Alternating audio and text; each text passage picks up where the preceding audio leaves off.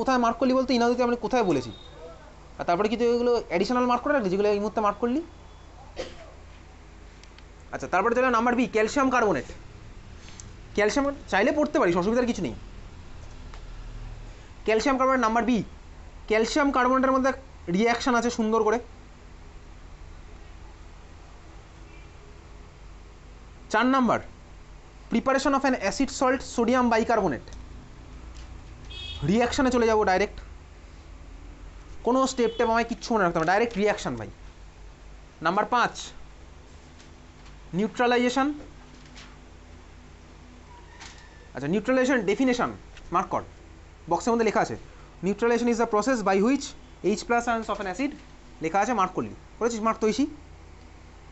তারপরে দেখ সুন্দর করে দুখানা এক্সাম্পল দেওয়া আছে, base plus acid, salt plus water. তোকে ফার্স্টে বলেছে NaOH plus HCl, NaCl plus H2। তারপর দেখ ভেঙে দিয়েছে, NaOH কে ভাঙলো ভাই Na plus OH minus, H plus Cl minus, ভেঙে আমার কী formula Na plus Cl minus plus H2।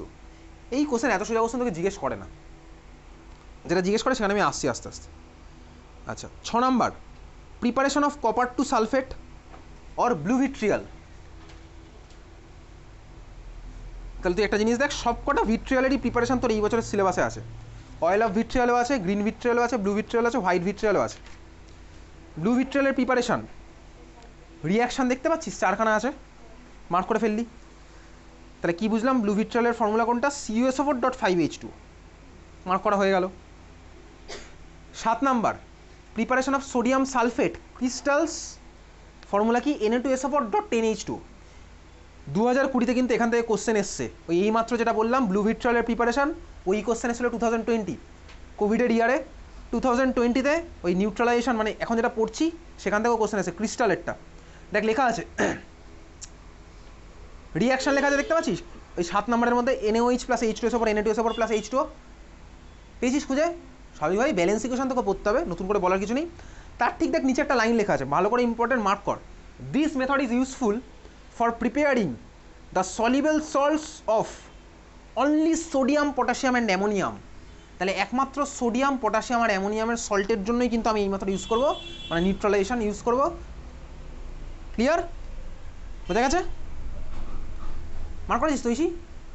Neutralisation আমি ইউজ করবো, বোঝা গেল? আচ্ছা প্রসিডিওর এখানে কিচ্ছু পড়তে হচ্ছে না। তারপরে চলে যাবো হচ্ছে এই যে ছবিটা, ডান দিকে দেখ একটা ছবি আছে, এই ছবিটা কিসের ছবি বলতো? স্কুলের ল্যাবে করেছিস কখনো এইসব রিয়াকশান? বুরেট দেখেছিস স্কুলের ল্যাবে? বুরেট লম্বা করে ঝুলছে, তো স্কুলের ল্যাবে প্র্যাকটিক্যালে কী হয়েছে? কিছু হয়েছে প্র্যাকটিক্যালে? প্র্যাকটিক্যালে কী হয়েছে? প্র্যাকটিক্যালে কী হয়েছে বল? আর আচ্ছা এই যে ডান দিকে যে ছবিটা আছে সেন্ট্রাল মডার্নে কী হয়েছে? হ্যাঁ হয়নি তাই তো? আচ্ছা দেখ এইবারে ডান দিকের যে ছবিটা আছে, এই ছবিটা হচ্ছে আমার টাইট্রেশনের ছবি, ঠিক আছে? এটা করবি তুই ক্লাস 11-এর প্র্যাকটিক্যালে। এই যে ছবিটা আছে এটা হচ্ছে আমার টাইট্রেশনের ছবিটা করবো ক্লাস 11-এর প্র্যাকটিক্যালে। জিনিসপত্র তুই ক্লাস 11-এই জানবি।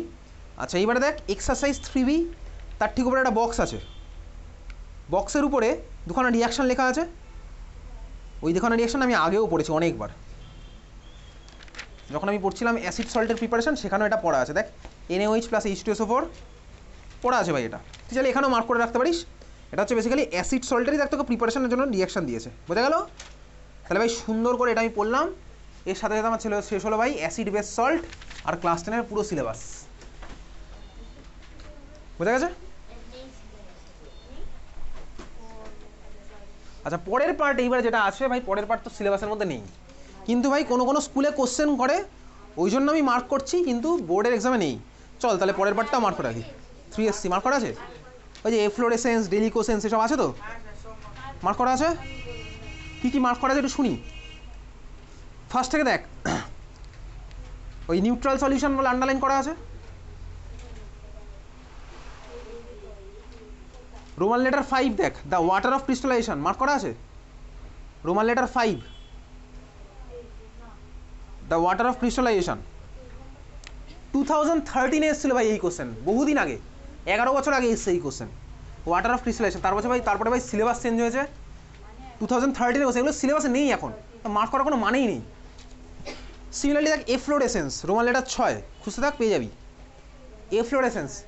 এফ্লোরেসেন্সের ডেফিনেশন তোর ছিল ক্লাস 9-এ, এটা আসে না ভাই, এটা 2018-এ সিলেবাস চেঞ্জ হয়েছে তখন আমার এটা এসেছিলো, কোনো কোনো স্কুলে এখনও করে যায় ভাই, স্কুল অনেক জানে না ভাই সিলেবাস কি এক্স্যাক্টলি, অনেক স্কুলই জানে না সিলেবাস কি, ঠিক আছে, out of the syllabus question করে, অনেক স্কুল করে, ওটা নিয়ে আমি বেশি কনসার্ন নই। তারপরে দেখ ওয়াশিং সোডা 2016 এসছে কোশ্চেন ভাই, তখন সিলেবাস আলাদা ছিল। ওয়াশিং সোডা ফর্মুলা রিঅ্যাকশন 2016 চাইলে করতে পারিস। এপসম সল্ট দেখ তার ঠিক নিচে আছে এপসম সল্ট ফর্মুলা, সব 2015 কোশ্চেন এগুলো। তারপর দেখ রোমান লেটার 8 ডেলিকোসেন্ট সাবস্টেন্স 2013 কোশ্চেন, ঠিক আছে, এগুলো সব 2013 কোশ্চেন এই পার্টগুলো, এগুলো এখন আর আসে না ভাই। পরের পেজে চলে যা, last drawing agent, dehydrating agent, difference, ঠিক আছে, এগুলো সব এর আগে আসতে, এখন আর আসে না। কেন? তার কারণ ভাই এগুলো এখন ক্লাস 9-এ চলে গেছে, ওই জন্য সিম্পল লজিক, এটা স্কুলে বলবি, হ্যাঁ, যেগুলো সব ক্লাস 9-এর সিলেবাসে এখন আছে। ওকে, চলো এবার বার কর, যারা ডাউট আছে বার কর।